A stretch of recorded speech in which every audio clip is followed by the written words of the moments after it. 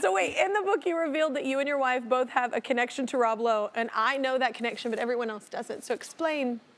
Well, you know, when you get together with another actor, and this is true, and this is my whole life, when you start dating someone, one of the things you do, you have an awareness of like, oh, by the way, I was in a play with this person, or you figure out who you've both kissed, or like, you know, you sort of get. This is a conversation? Yeah, it's a thing, so that you know, I mean, it's true of any new relationship where it's.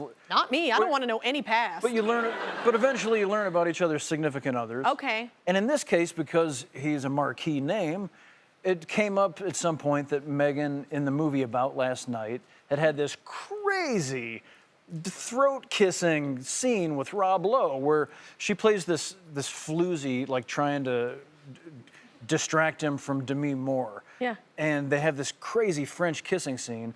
And at some point, I randomly saw it.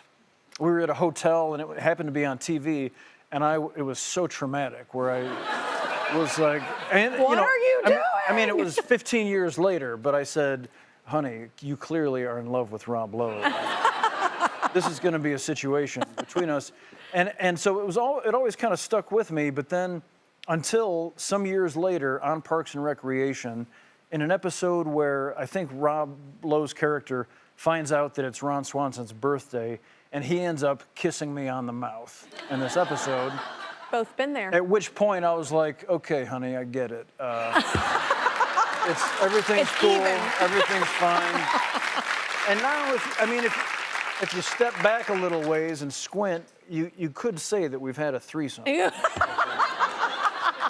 That's how it is in Hollywood. That's what your book should have been called. Our Threesome with Rob Lowe. That's amazing.